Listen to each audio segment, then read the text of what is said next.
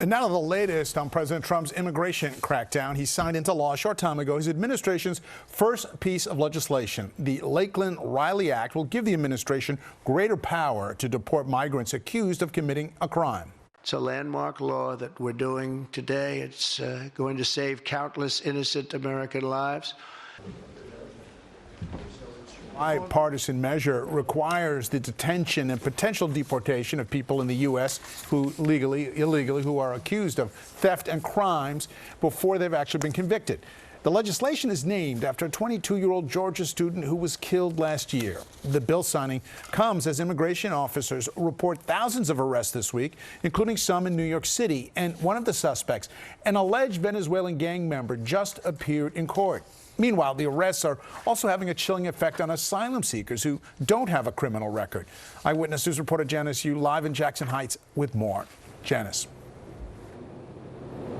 Well, David, this, of course, is a very troubling, fearful time for many people in the immigrant community. So advocacy groups like the New York Immigration Coalition, as well as City Council, are working to ease those fears. And not only that, but make sure they are informed as we head into all of these raids that they see happening and that they're experiencing right in their own neighborhoods.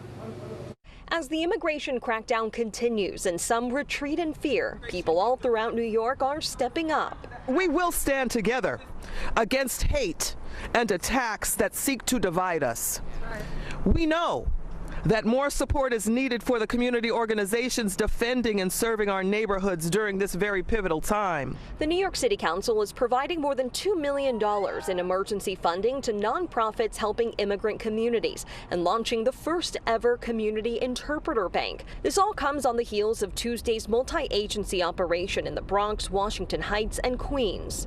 12 targeted criminals were arrested, including an alleged ringleader of the Venezuelan Tren de Aragua gang. Anderson Zambrano Pacheco was charged with possessing a gun while a fugitive. Authorities tracked him to New York from Colorado, and they found a loaded gun and ammunition inside his Bronx apartment. If you're a migrant in New York City, you can go about your life, no problem. But the minute you break the law, you become a criminal.